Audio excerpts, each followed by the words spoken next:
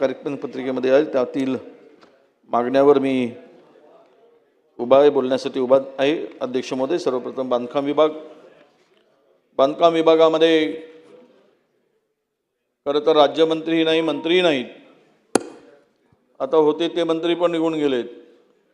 दादा, आपल्याला नोट करा, आपण कंत्राटदारांनी पत्र देऊन 6 एप्रिलपासून काम बंद करण्याचा इशारा दिला आहे. जुनी देयके न दिल्यामुळे ही सर्व कंत्राटदार आता आंदोलन करून पुढचं कामच करायचं नाही असा निर्धार केला आहे. यावर काही आपण उपाययोजना करणार आहात का? त्यांचे पैसे किती दिवसात देणार? कारण तुटीचा अर्थसंकल्प आहे. बजेटवर बांधकाम विभागामध्ये तुम्ही आपल्या सत्ताधारी पक्षांचे 25-25 कोटीचे कामं टाकून दिलेत. नवीन असतील त्याला 40 कोटीचे कामं दिलेत. सबका साथ सबका विकास, फक्त तुमचाच विकास होतो.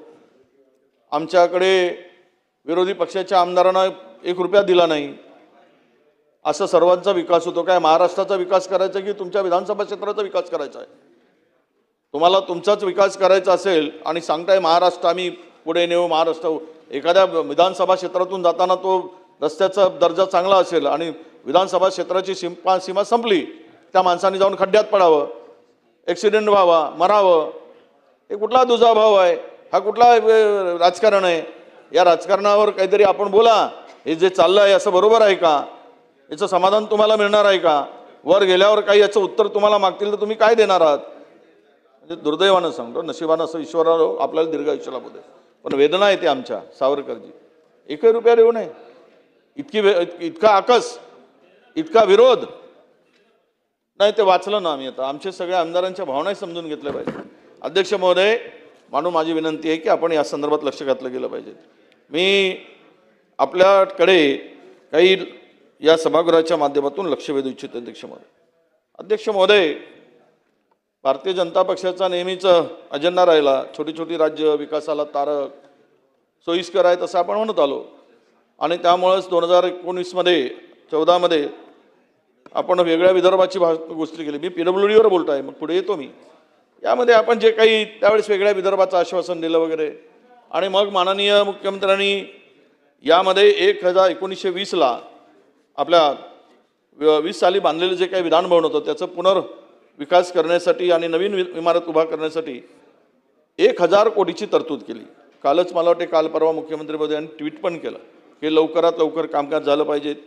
म्हणजे यामध्ये आसन क्षमता वाढवण्याचं काम असेल, 400 तर विधानसभा सभागृहाची क्षमता 400 होणार आहे, विधान परिषदेची 120 होणार तिकडे नागपुरामध्ये, आणि त्यामध्ये मध्यवर्ती सभागृहाची 700 हे मुख्यमंत्री महोदयांनी त्या ठिकाणी घोषित केलं.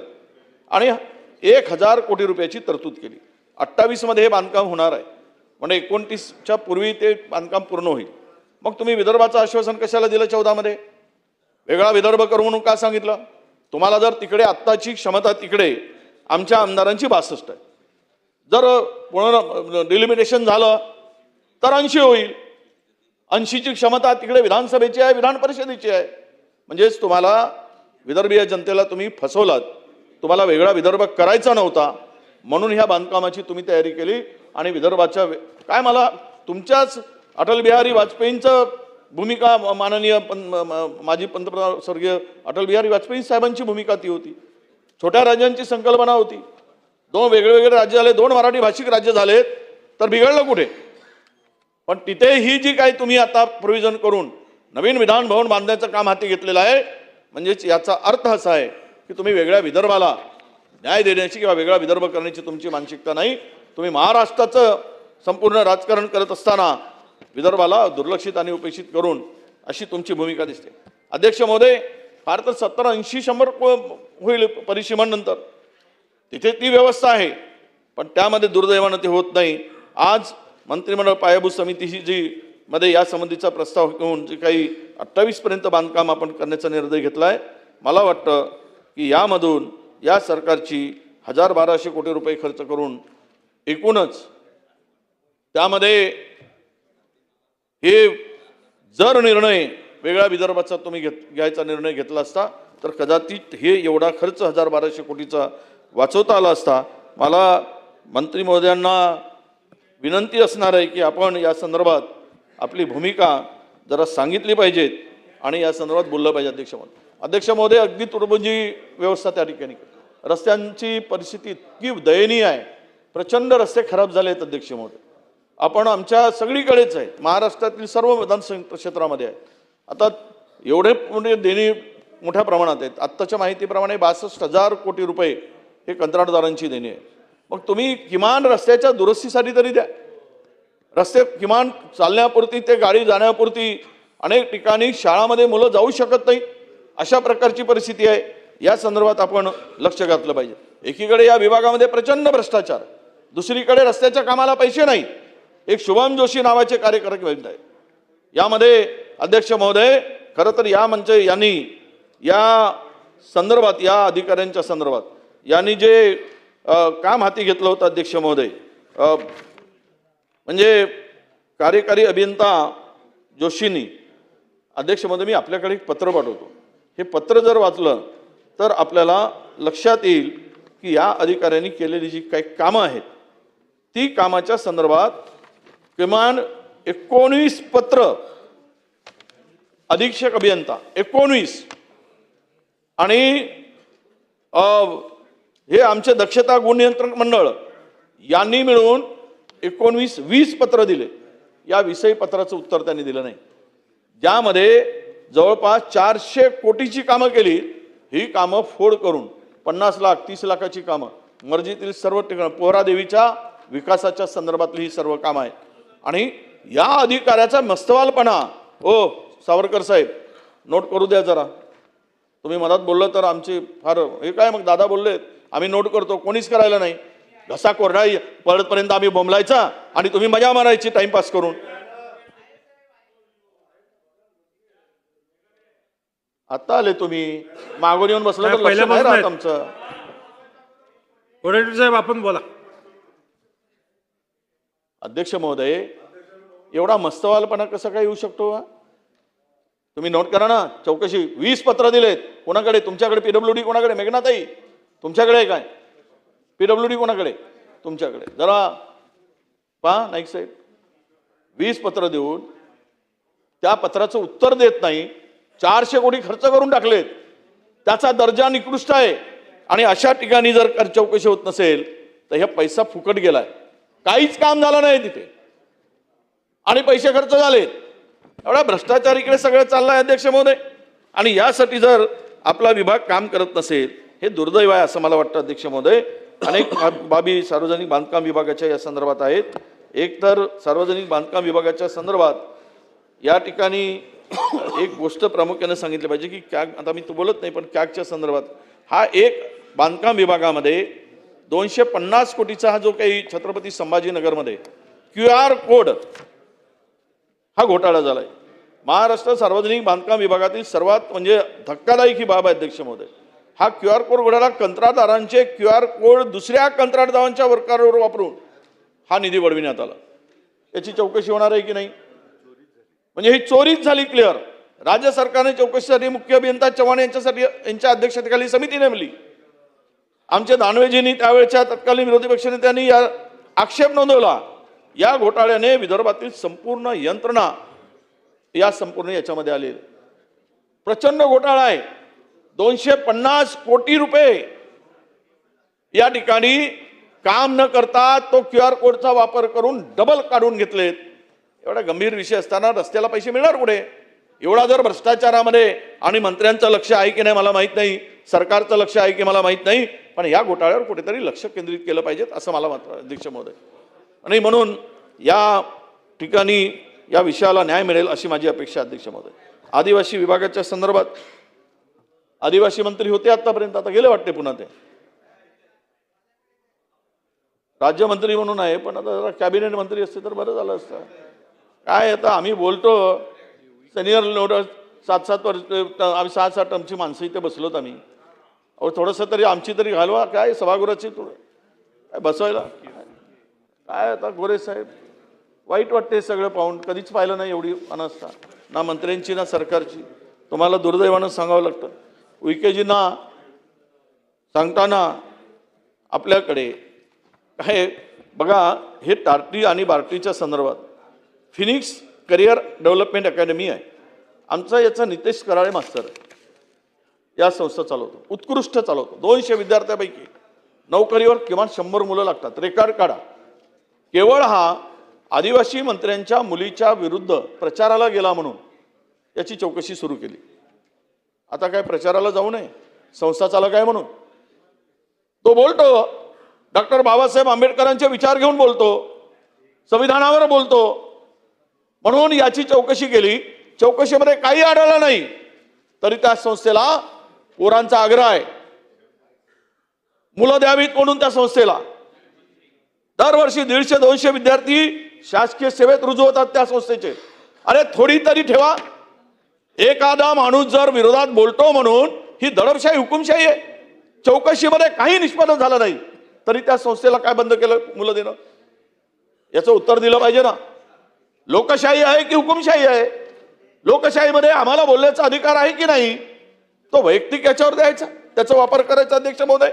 आणि म्हणून या वैमनस्यातून जर या पोरांचं नुकसान होण्याचं काम झालं अध्यक्ष महोदय, यासाठी या अकॅडमीला यांनी 200 म्हणजे पूर्ण चौकशी केली. प्रधान सचिव आदिवासी विभाग यांना लेखी सह्यानिशी 200 मुलांनी पत्र दिलं की ही संस्था उत्तम काम करते म्हणून. असं प्रशिक्षण देणारी दुसरी संस्था नाही. म्हणजे या संस्थेवर कारवाई केल्यास आदिवासी पोरांचं खूप नुकसान होणार आहे. म्हणून माझी विनंती आहे तुम्हाला, या संदर्भात आपण गांभीर्याने लक्ष घाला आणि अशा संस्थेवर, उत्तम काम करणाऱ्या संस्थेवर कारवाई करू नका, आणि केली तर उचित होणार नाही, अशी आमची मागणी या निमित्तानं अध्यक्ष महोदय आपल्याकडे आहे. अध्यक्ष महोदय, सिद्धार्थ पोस्ट बेसिक मास्टर शाळा साहेब संपवा. सगळ्याला आपण पहिल्या ओपनिंग जे बोलते त्यांना 10-15 मिनिटाच्या आत संपवायला पाहिजे अशी विनंती केलेली आहे. आपल्यालाही विनंती आहे, कारण मागच्या सदस्यांना परत हे मिळत नाही, टाईम मिळत नाही. बोला साहेब. आपण नाही, आपली इच्छा सिद्धार्थ पोस्ट बेसिक शाळा उच्च माध्यमिक आश्रम शाळा संभाजीनगर, चौका संभाजीनगर, या विद्यार्थ्याकडून, अल्पवयीन विद्यार्थ्याकडून बाथरूम वगैरे साफ केली जाते. आता यासाठी काही नोकर नाही, तुमच्याकडे कर्मचारी नाही, त्या मुलांचे फोटो आणि व्हिडिओ आले. बालकावर असे संस्कार घालणार आहे आदिवासी विभाग? म्हणजे आदिवासी मुलं आहेत म्हणून त्या शाळेमधल्या संस्था चालकांनी त्यांच्याकडून शौचालय साफ करून घ्यावं. अरे यांच्यावर गुन्हे दाखल करा तुम्ही संस्था चालकावर. तर कोण अधिकार दिला त्या पोरांकडून शौचालय साफ करून घेण्याचा? त्याचे व्हिडिओ आलेत, फोटो आलेत, परत आलेत का? आणि म्हणून अशा संस्थेवर जर धाक दाखवला, कारवाई केली, तर पुढे अध्यक्ष महोदय या संदर्भात निश्चितपणे एक चांगला निर्णय होईल आणि कोणाची हिंमत सुद्धा होणार नाही अध्यक्ष महोदय. आणि काय अनास्था आहे या संदर्भात आदिवासी विभागाची? वसतिगृहाची 490 वसतिगृह 2024ला 23ला होते, आजही 490 आहे. एकही वसतिगृह मागच्या 3 वर्षात आदिवासी विभागाचा वाढलेला नाही. लाभार्थी संख्या जेवढी होती तेवढीच होती, 54,708 23-24ला होती, 25-26ला तेवढीच आहे. पण खर्च मग कमी कसा होतो? 23-24चा खर्च 230 कोटी 44 लाख आणि आत्ताचा विद्यार्थी संख्या तेवढीच असून खर्च 154 कोटी. म्हणजे तब्बल तुम्ही या ठिकाणी 80 कोटी रुपये कमी केला. कशासाठी कमी केला? पुढे ते आदिवासी मंत्री वर्षभर झाला तुम्ही राज्यमंत्री आहात, वर्षभर झाला आदिवासीच्या पोरांना ड्रेस मिळू नये. तुमच्या सचिवाच्या आणि मंत्र्यांच्या त्या भांडणामुळं संस्था फायनल होत नाही आणि त्या पोरांना वर्षभर ड्रेस दिलेत नाहीत.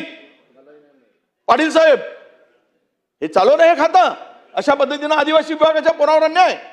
आणि 230 कोटी मधून 154 कोटी रुपये, 80 कोटी रुपये कमी काय झाले त्या विभागावर? त्या पोरांच्या सुविधावर खर्च होत नाही. आदिवासीचा बजेट आहे, तुम्हाला त्यातून लाडक्या बहिणीवर तिथले पैसे वाढवले गेले. पाठ थोपटून घेताना हे बघा, ह्या GR काढला गेला. ओ, तुमच्यापेक्षा सिनियर आहे ना, असं का करताय तुम्ही? खाली बसून बोलू नका आता. असं योग्य नाही असं टोकणं. तर मला माहित नाही तुम्ही आमदार असून आदिवासी खाते सचिव, मग जा अकोल्याला वापस. चला पुढे. अध्यक्ष महोदय, नाही बसून असं बोलत नका. खाली बसून रणधीरजी, तुमचा सन्मान करतो पण असं चांगलं नाही. एखाद्या विषयाचं गांभीर्य घालवणं काय आदिवासी मंत्री देतील ना उत्तर, आले आहेत ते. काय झालं? तुम्ही आदिवासी विभागाच्या शिक्षणावरचे पोरांचा खर्च कमी केला. 2023-24 मध्ये 230 कोटी 44 लाख होता. आता 154 कोटी. आणि आदिवासी मुलांना ड्रेस का दिले नाहीत? कोणाच्या भांडणामुळे ड्रेस दिले नाहीत?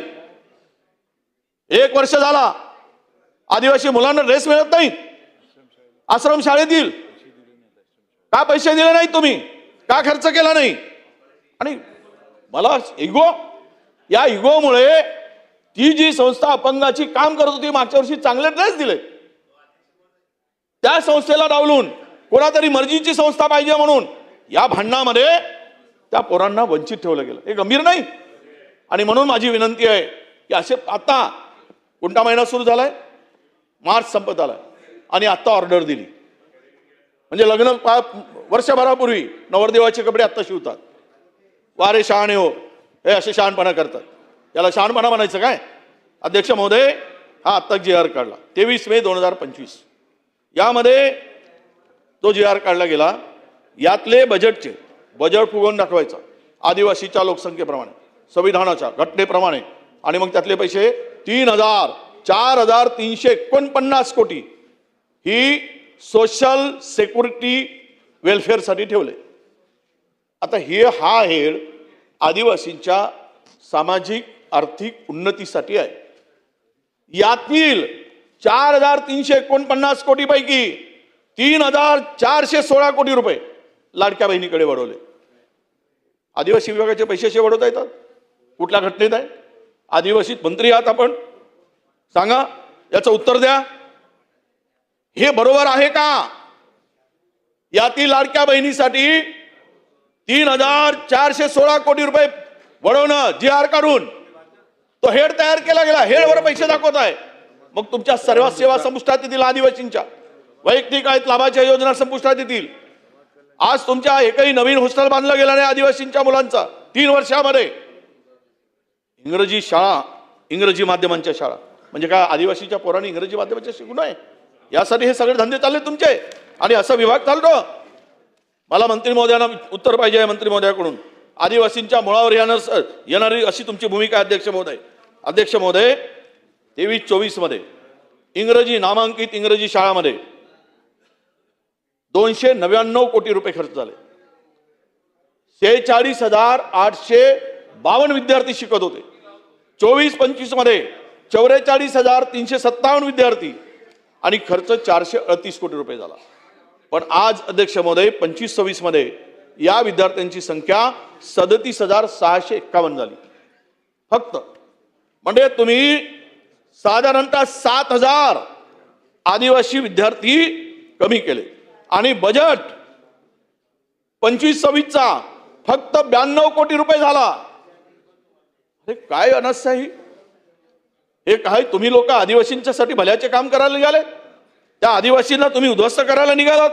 आदिवासींच्या हक्काचं तुम्ही दुसरीकडे घेऊन चाललात. आदिवासीच्या पोराचं नुकसान करत चाललात. आदिवासीच्या पोरांनी इंग्रजी शिकू नये या पद्धतीचं तुमचं प्लॅनिंग आहे. म्हणून हे पैसे कमी केलेत, विद्यार्थी संख्या कमी केली नामांकित शाळेची. आणि म्हणून अध्यक्ष महोदय, या संदर्भात नक्की आम्हाला उत्तर मिळालं पाहिजेत अशी आमची मागणी आहे आणि आपल्याकडून अपेक्षा आहे अध्यक्ष महोदय. यामध्ये आपल्याला हे खूप गोष्टी आहेत अध्यक्ष महोदय. एक आपण खरं तर आपल्याला सांगताना नाशिकच्या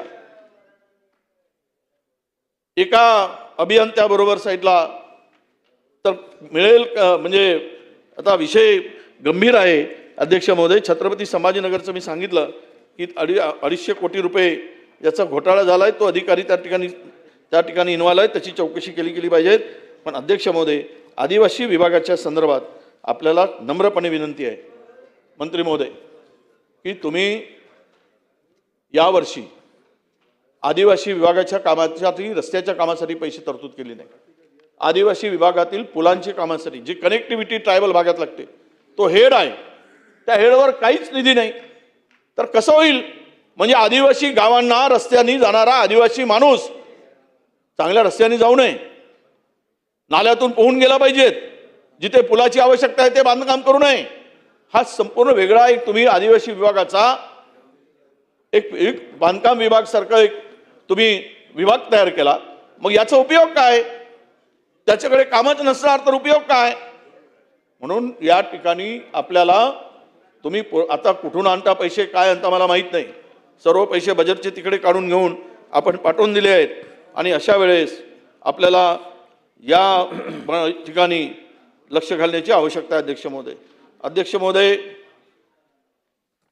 पुन्हा महत्त्वाचा विषय म्हणजे आपल्या पुढे नसेल आणतो कृषी विभागाचा अध्यक्ष महोदय, की एक लक्षात आणून देतो आपल्याला अध्यक्ष महोदय, की सातारामध्ये बनावट भरती घोटाळा झाला आहे. अध्यक्ष महोदय, सातारा जिल्ह्यात वंदे भारत ट्रेन आणि सार्वजनिक बांधकाम विभागात नोकरीची हमीच देऊन 1,80,00,000ची फसवणूक करण्यात आली. अध्यक्ष महोदय, या प्रकरणी मुंबईतील चेंबूरची नगरसेविका, मंत्रालयातील कर्मचारी, रेल्वे कर्मचारी आणि पीडब्ल्यूडी विभागातील अधिकारी या 11 जणांवर गुन्हा दाखल झाला आहे आणि त्यांच्यात ते संपूर्ण प्रकरण दाबण्याचं प्रकरण सुरू झालं आहे. अध्यक्ष महोदय, आरोपींनी सरकारी भरती असल्याचे भासवून बनावट मुलाखती घेतल्या, हे सर्व लोक मिळून, आणि त्या तरुणांच्या भावनेशी खेळले. अध्यक्ष महोदय, म्हणून या ठिकाणी यांची चौकशी व्हावी अशी मागणी मी आपल्याकडे या निमित्तानं करतोय. अध्यक्ष महोदय, आगामी सिंहस्थ कुंभमेळ्याच्या पार्श्वभूमीवर निकृष्ट रस्ते कामाच्या विरोधात 2 अधिकारी आणि 2 शेवटचा आहे, मी 2च विभागावर बोलणार आहे आणि कामगार विभागावर थोडासा उल्लेख करतो. कामगार मंत्री असतील तर तेही गेलेत येऊन. बगीचा लागलाय, बगीचा यावे आणि निघून जावे, करा मौज करा. टक्केवारी घेताना 20% दाबून खा, पण इथे बसताना आग होती. काय प्रकार आहे? बसता येत नाही बोलत असताना. आम्ही थोडेसे आम्हालाही काही बोलताना मर्यादा असतात, सांस्कृतिक शब्द, पण तुम्ही तिथे तरी बसून तो न्याय द्या. जरा वजनदार पीठासीन अध्यक्ष आमचे बसले, जरा करा, जरा दाखवा, कुठेतरी रेकॉर्ड आलं पाहिजे. हे नाही आहे, जरा झापा संपवा. येतीलच वाट पाहत आहे. या ठिकाणी रस्ते कामाची गुणवत्ता तपासण्यासाठी विभागीय आयुक्त डॉक्टर प्रवीण गिडाम यांच्या पाठोपाठ महापालिका आयुक्त मनीषा खत्री यांनी अचानक तपासणी सुरू केली. अध्यक्ष महोदय, या तपासणीत वडाळा शिवार येथील कामात खत्री यांना गंभीर त्रुटी आढळल्याने ठेकेदाराचे काम थांबवून त्यांनी निर्देश दिले. आता हे निर्देश दिल्यानंतर अध्यक्ष महोदय, हे आढळताच आयुक्तांनी संबंधित कार्यकारी अभियंता यांनाही कारण दाखवा नोटीस दिली आणि यामध्ये हे सर्व झाल्यानंतर त्या कार्यकारी अभियंत्याच्या पाठीमागे सरकार उभं झालं. म्हणजे विभागीय आयुक्त, कमिशनर यांनी या कामाची निकृष्टता तपासली, त्याला नोटीस दिली आणि नोटीस दिल्यानंतर त्या ठिकाणी मी बघतोय ते दिसायला दुरूनच दिसतात, ते त्यामुळे जवळून आम्हाला बघायची गरज नाही आकाश भाऊला. तर या मंत्र्यांनी कार्यकारी अभियंत्याच्या पाठीमागे उभं राहावं, विभागीय आयुक्तांनी चौकशीवर नोटीस दिला, निकृष्ट काम आहे म्हणून. वा रे वा, शहाणे हो, असेच काम करा आणि उभे राहा. काय बोलायचं याच्यात तुम्हाला? एक अध्यक्ष महोदय, या मागणीच्या निमित्तानं मंत्री महोदयांच्या निदर्शनास आणून देतोय, ज्यामध्ये सिमेंट इंडस्ट्रीमध्ये काम करणारी कामगार आहेत आणि विटाभट्टीमध्ये सिमेंटवर आधारित उद्योगामध्ये काम करणारी कामगार आहेत, या दोघांचाही जो वेजेस आहे, मिनिमम वेजेस, हा समान आहे. एकीकडे ती इंडस्ट्री आहे, इंडस्ट्रीचे वेजेस हे जास्त असले पाहिजे आणि सिमेंटवर आधारित जे उद्योग आहेत, मग ते छोटेसे पाईप असतील किंवा विटा असतील किंवा आपण इतर छोटे छोटे काम करतो, तो उद्योगाचा त्याला लघु उद्योगाचा दर्जा आहे. मोठ्या उद्योगाचा आणि लहान उद्योगाची फरकत असली पाहिजे. यामध्ये आपल्या स्तरावर लवकरात लवकर बैठक घ्या, हे मी वारंवार पत्रव्यवहार केला आहे आणि यातील तफावत दूर करा.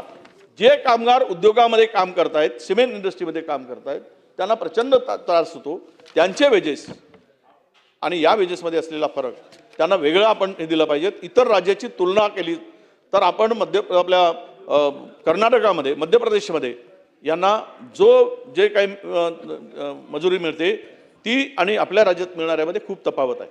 हे सिमेंट उद्योगवाले त्या कामगारांचं शोषण करतायत, त्यांना लुटत आहेत, त्यांना उद्ध्वस्त करतायत, त्यांच्या सिक्युरिटीचा कुठलाही विषय नाही, त्यांच्या जीवाची पर्वा नाही, त्यांच्याकडून काम करून घेत असताना मात्र कमी पैशामध्ये तो काम केलं जात आहे. यावर आपण लक्ष घालावं अशी आपल्याकडे विनंती करतो आणि मला बोलण्याची संधी दिली त्याबद्दल आपले आभार मानतो आणि थांबतो. धन्यवाद. नमस्कार. सन्माननीय सदस्य राजेशजी मोरे.